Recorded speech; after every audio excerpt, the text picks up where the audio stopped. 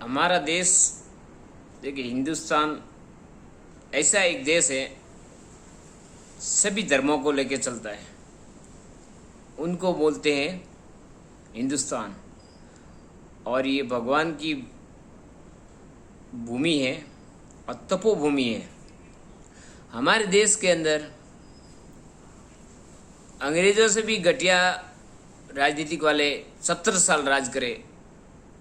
उन्होंने क्या किया, हमारे देश के अंदर क्या किया, हिंदू को कमज़ोर करने का कोशिश किया। और कोई ताकतवर कोई नेता कोई खड़े होते थे, बीजेपी में से कोई भी ताकतवर नेता खड़े होते थे तो उनको ऊपर टारगेट करके उसको ख़त्म कर लेते थे। ये 70 साल की सरकार, हमारे कोई भी हिंदू भक्त, कोई राजनीति का अच्छा कोई तंदुरुस्त ताकतवर और ईमानदार कोई भी खड़ा होता था तो उनको तुरंत टारगेट करते थे। तो आज वो भी सिर्फ गौ माता और मंदिर, खाली उनका नारे लेने से कुछ भी नहीं काम नहीं आएगा। क्योंकि हमारे देश के अंदर, हिंदुस्तान के अंदर अच्छे नेता भी नहीं आ रहेंगे तो हमारा देश की रक्षा कौन करेंगे।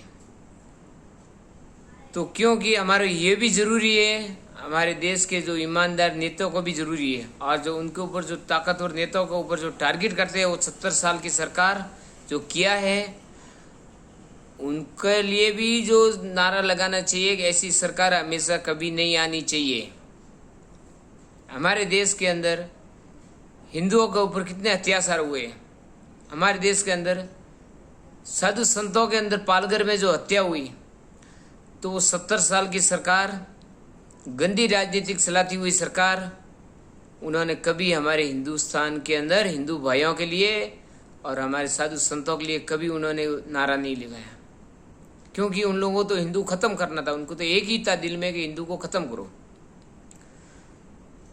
तो अब हम हिंदू लोग सब लोग मिलकर अब हम एक बनना पड़ेगा। अगर एक नहीं बनेंगे और जल्दी अपन वापस भूल जाएंगे, सब कुछ मोदी नहीं करेगा। सब लोग मोदी के भरोसे मत बैठिए। आप भी मोदी बनो, ईमानदारी बनो। मोदी कभी भी गाली खाया है लेकिन किसी को गाली दिया नहीं है, वही उनकी जीत है।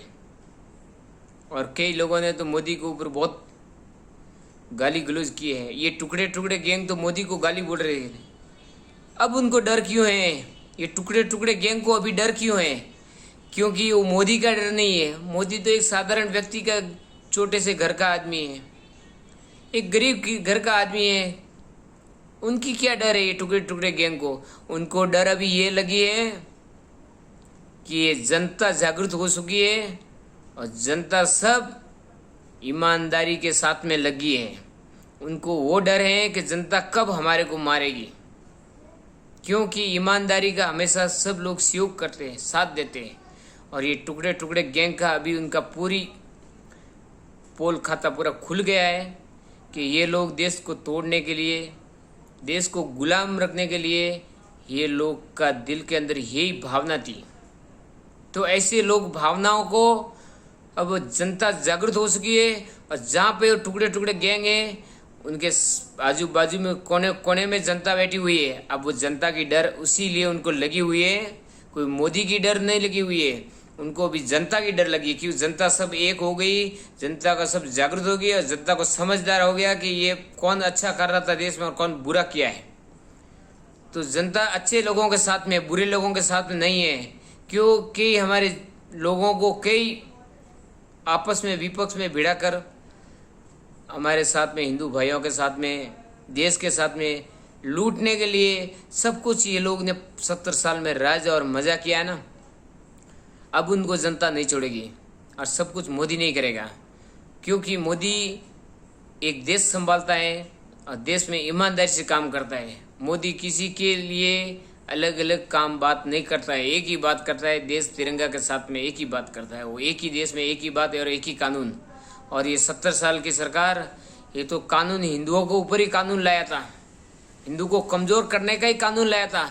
तो ऐसे लोगों का मुंह काला करिए और जल्दी ऐसे लोगों से दूर हटिए और उनको सवाल कीजिए। अभी वो 70 साल की सरकार है, उसको सवाल कीजिए, आपने किया क्या 70 साल में? मोदी जी ने तो कुछ नहीं किया।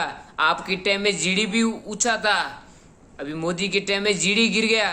लेकिन हम लोग हिंदू बचेंगे नहीं तो हमारी जीडी क्या काम आएगी। अब लोग हमारी जीडी कम हो गई लेकिन हिंदू का हौसला तो बढ़ गया, तो जीडी तो ऑटोमेटिक बढ़ जाएंगी।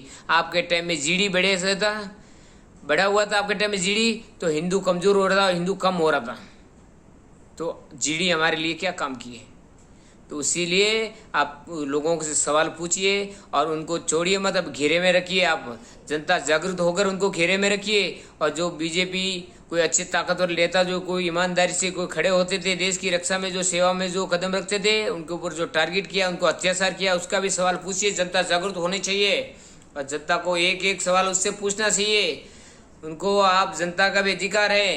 ये संसद किसके ऊपर चलता है।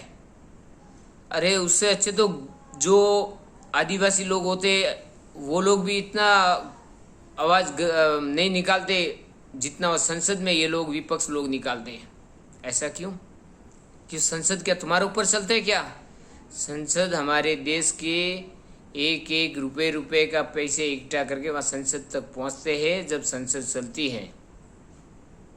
तो ये लोग मोदी को कम से जब से आए पीएम बने, जब से मोदी जी को परेशान कर रहे थे, लेकिन मोदी जी ने तो एक ही नियत रखा, देश के तिरंगा के सामने तिरंगा नहीं झुकने दिया और तिरंगा को नहीं कुछ आने दिया मौका, गलत मौका कभी आने तिरंगा के सामने नहीं आने दिया। और एक ही जबान निकाला है तो वंदे मातरम और भारत माता की जय।